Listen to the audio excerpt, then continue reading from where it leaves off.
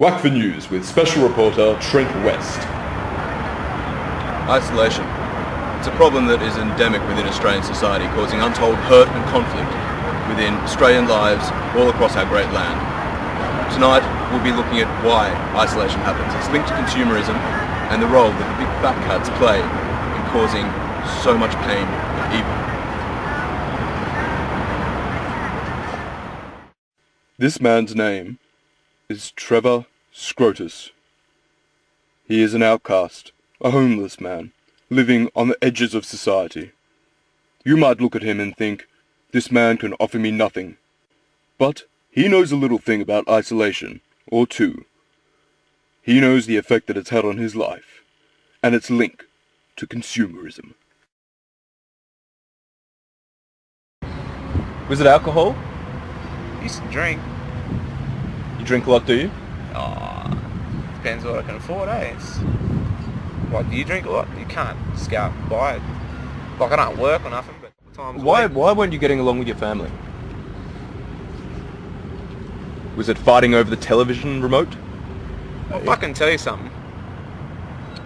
I asked for a Sega Master System. Was what every kid had when I was in year 6, and he never got me one. And yeah, if there was something that caused a lot of trouble. Something that started the problem with me and my old man, it was probably that. That and the fact that he used to fucking wail into us every night. But that was probably secondary to not having a Sega. That's really just discipline, though, isn't it? Discipline from you acting up. You acting up because you didn't have a Sega. Yeah. If you had a Sega, you wouldn't have acted up. He wouldn't have felt the need to get the belt out and strap you every night. Belt, ironing cord. You were tossed out of the system. You were thrown out of your home. You were beaten up by your family. That's the reason, isn't it? You were getting lamb chops and 2 veg instead of Maccas. And now you've got no family. You don't even have a home. I don't have a home, man. Yeah, if you call Sydney my home, yeah, I've got a home, but I don't have a home that I go home to like you do. Sandy Sandalhurst. We caught up with her getting ready to go out on a night on the town. We asked her how isolation and consumerism affected her, and how it made her treat other people, people perhaps lower than her, people that are not young, rich, and beautiful. I like to look nice, and the fact is that if you want to look nice, you've got to be, putting money into your product. You can't expect that a little tacky Supre dress is really going to get you far, Tacky, like, she's hot sometimes. Sienna's like really hot, but she knows the whole vintage thing. So, like, she can pull it off. Fair enough. If you're wanting to be in a cool social scene, then there are certain things you've got to stand by. Like, those country hicks, whatever. They've got a social scene that they have to stick by. Like, they have to wear the, the boots and the joddies, pants, and the cowboy hats and stuff. And that's to fit into what they want to fit into. What the hell, cowboy hats was so last winter. For me, I want to be around beautiful girls and hot guys. Oh, he's hot.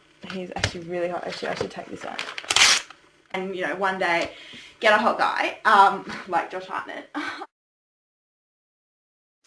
If I could give one message to all the tweens out there at the moment that are going through, what I potentially went through when I was about 13 and 14, it is, don't get sucked in.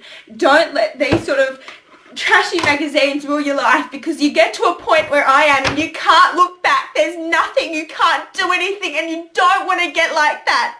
It's horrible. It's horrible. And then you hurt people. You hurt people like I hurt Johnny Chan. And now I'll never be able to look